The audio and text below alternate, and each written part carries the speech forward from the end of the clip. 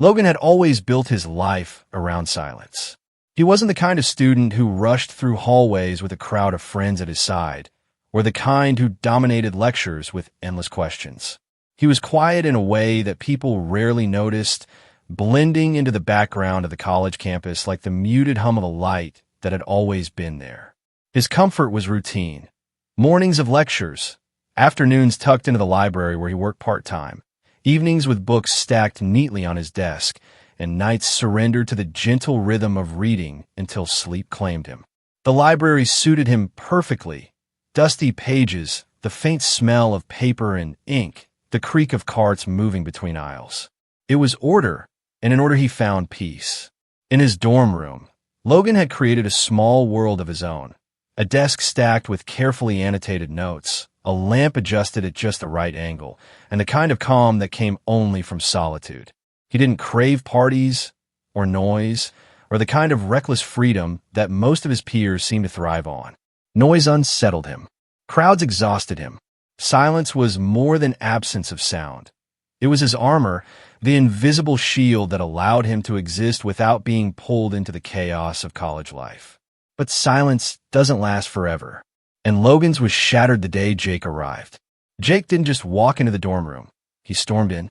The door banged open, and there he was, carrying a duffel bag as though it were packed with fireworks, dragging in an energy that seemed too large for the four narrow walls that had once been Logan's refuge.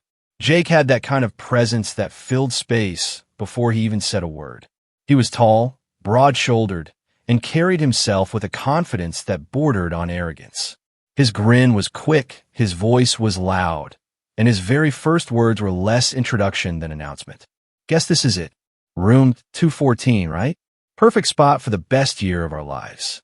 Logan, sitting at his desk with a philosophy text open in front of him, looked up slowly, pencil paused mid-note. His first impression was simple. This person was a storm. Loud, brash, impossible to ignore.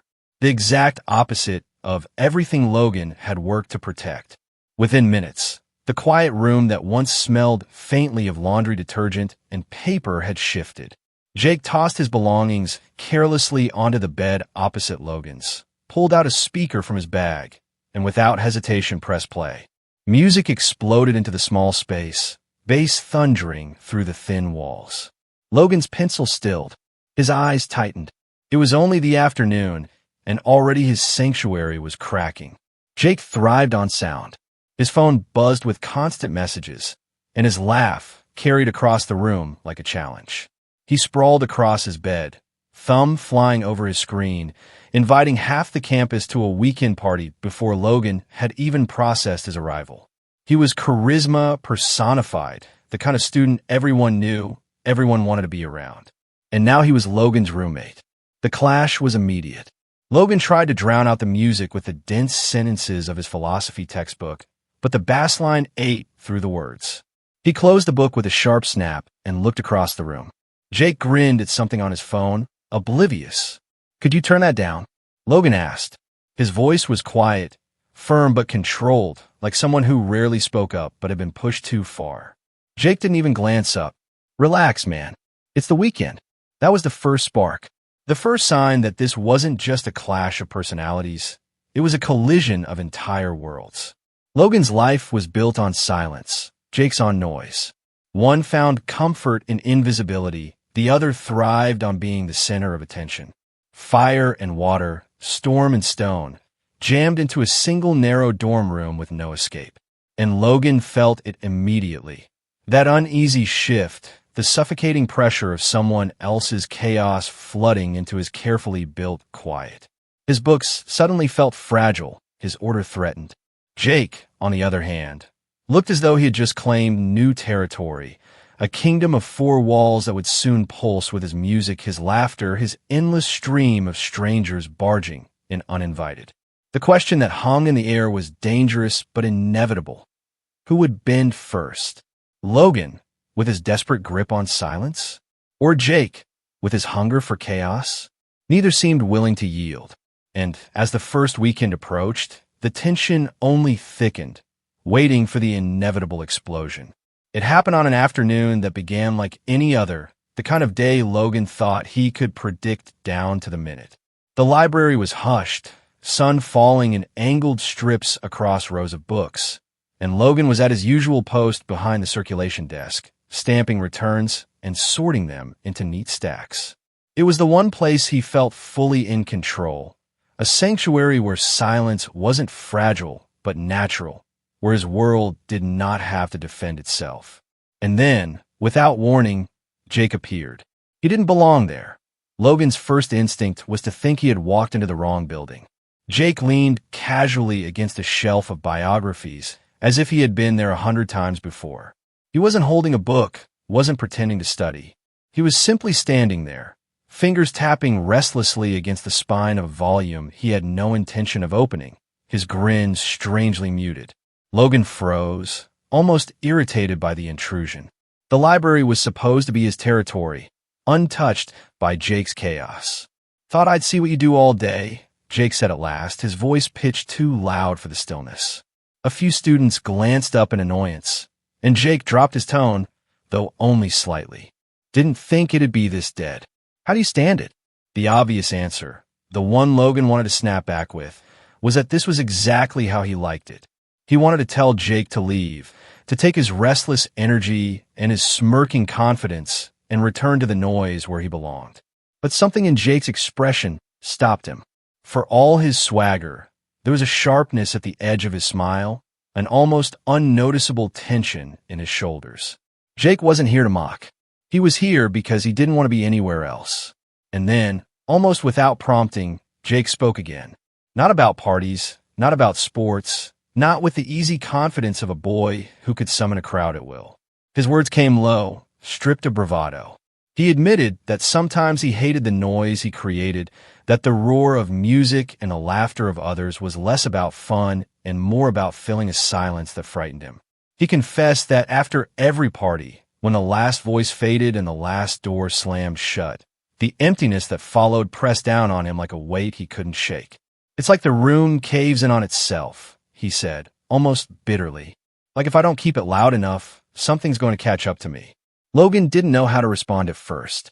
He had built his life on silence, convinced it was a fortress. To hear Jake, of all people, admit he feared it was disorienting. He realized then that Jake's chaos wasn't just rebellion, it was armor. Noise was his disguise, a mask to hide the cracks he didn't want anyone to see. From that day, the library became a strange, sort of meeting ground. Jake returned more than once, each time with a half-hearted excuse about waiting for someone or needing to pass the time between classes. He never picked up a book, never tried to blend in. Instead, he sat near Logan, fiddling with pens, scribbling nonsense on scraps of paper, and always talking. But the tone was different here, low, confessional, words meant only for Logan. He spoke of expectations he could never quite meet, of friends who adored his performance, but never seemed to see him beneath it, of a confidence that was, in truth, just another role he was tired of playing. Logan listened, skeptical at first, certain this was some elaborate joke. Yet the more Jake revealed, the more undeniable it became. This was not performance. This was raw, unpolished truth, and it unsettled Logan in ways he couldn't name. For years he had been invisible, tucked safely behind walls of silence. Now, the loudest boy on campus was sitting across from him, speaking as though Logan was the only one capable of understanding. The tension between them thickened, not the hostile kind that had filled their dorm room in those early weeks, but a different sort, fragile, electric, something neither of them could quite name. When they returned to their shared space, the atmosphere had shifted. The music still played, but softer now, as if Jake was testing whether silence could exist without swallowing him whole. Logan found himself glancing across the room more often, catching Jake's restless gaze lingering in the dark. And in those moments, the quiet was no longer armor or punishment. It was something alive, humming with the weight of words unsaid. For Logan, it was disarming. For Jake, it was terrifying. And for both of them, it was the beginning of something dangerous. A thread pulled tight between two lives that should never have touched, and yet somehow could not let go. The night began like so many of Jake's gatherings. Loud, restless, and already spinning out of control before it had even reached its peak.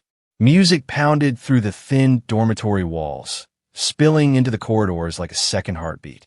The air was thick with the smell of cheap alcohol and sweat, voices rising in overlapping waves of laughter and shouts. Students pressed shoulder to shoulder, plastic cups in hand, as if the cramped room was the only place worth being on a Friday night. Jake was in his element, weaving through the crowd like a performer on stage, every gesture exaggerated, every grin sharp enough to hold the attention of an audience desperate to be entertained. For everyone else, he was the undisputed king of the dorm, the boy who turned ordinary nights into spectacles. For Logan, seated at the edge of it all, the storm was harder to ignore. He had told himself he could survive it, eyes fixed on the book in his lap, blocking out the roar of the music. He knew by now that this chaos was Jake's armor, the mask he wore to silence the emptiness he hated so much. Still, the noise clawed at him, filling every corner of his thoughts until words on the page blurred into meaningless lines. But eventually, as always, Jake noticed him. It was almost instinct.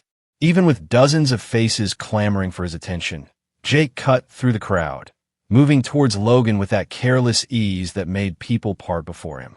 He leaned over, too close for comfort, but not in a way that drew suspicion, his voice pitched lower than the music, yet directed like an arrow. Still pretending to read, he said, some meaningless joke, but his eyes lingered longer than they should have. Their shoulders brushed, the noise around them dimming for a fraction of a second. It was nothing and everything at once. An exchange so small it should have dissolved into the chaos, but it didn't. Someone near the doorway caught it. A voice, sharp with mockery, rose above the beat. What's this then? The words were tossed like a spark in a dry air, careless and cruel. Heads turned with sudden interest, curiosity sharpening into something far less forgiving. In an instant, the room shifted. The same crowd that had cheered Jake's every move now turned their attention on him and Logan, eyes narrowing, laughter jagged and cutting. Whispers spread like fire, each one heavier than the last. Logan felt the floor drop beneath him. His pulse hammered, heat rushing to his face as the fortress of secrecy they had built. Quiet talks in the library, confessions in the dark, collapsed under the weight of a dozen mocking stares. The truth had slipped into the open, and there was no way to stuff it back into silence. Jake's reaction was faster than thought. His expression changed in a heartbeat, warmth replaced by panic, the small thread of honesty between them severed as the old mask slammed back into place. His hand, which had lingered too close, dropped as though burned. He straightened, voice suddenly pitched loud enough to carry across the crowd, sharpened into a weapon. "Don't get the wrong idea," he announced. Laughter plastered onto his face with a precision that felt rehearsed. The crowd erupted, half amused, half suspicious, but satisfied enough with his performance. Within seconds, Jake had slipped back into his role, cracking another joke, throwing his grin at someone else, moving effortlessly into the center of noise as though the moment had never happened. But Logan felt it like a blade. The betrayal wasn't in the words Jake had spoken, but in the refusal to look back, the deliberate choice to erase everything they had shared. He sat frozen, book forgotten, every sound around him distorted into a blur of noise that no longer had meaning. It wasn't just the laughter of strangers. It was Jake's silence, his decision to trade trust for approval, that carved the deepest wound. By morning, the rumors had already spread through the dormitory like wildfire. Conversations halted when Logan walked into the cafeteria, whispers trailing him down the hallway, disguised as jokes but cutting all the same. "Did you see them? What's going on with those two?" The laughter lingered like smoke, impossible to shake. And Jake, once a constant presence, once the boy who had dared to test silence in the safety of their shared room, was gone. He avoided Logan with precision, filling the space with music and chatter, but never with words meant for him. The fragile bridge they had built cracked in the weight of his denial. Logan had prepared himself for the cruelty of strangers, but not for this. For the one person who had pulled him out of invisibility to be the one to abandon him in the glare of the crowd. The betrayal cut deeper than gossip, ever could. And as days passed, Logan realized something far harsher than loneliness. Sometimes the sharpest wounds are dealt not by enemies, but by those who once made you believe you were safe. The silence that followed the party was heavier than any music Jake could have blasted through the walls.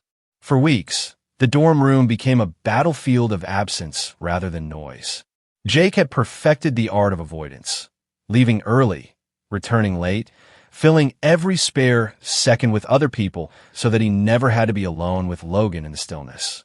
When he was inside, he kept the speakers alive, letting songs thunder through the narrow space, as if sheer volume could erase what had happened.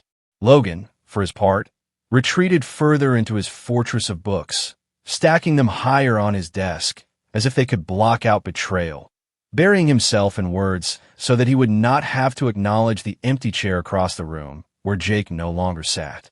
They lived parallel lives, two strangers sharing four walls. The distance between them was not measured in steps, but in unsaid words, in the deliberate refusal of eyes to meet. Logan could feel the weight of it pressing in every evening. The sound of Jake laughing with others outside their door, the muffled rhythm of a bass line that now seemed meant not to entertain, but to drown out thought. The betrayal lingered like a wound that refused to close, cutting deeper than the whispers in the hallways ever could. Strangers' laughter could be endured, but Jake's silence was sharper, crueler. Weeks blurred together this way until one night, when the dormitory was uncharacteristically still, a different sound broke the routine.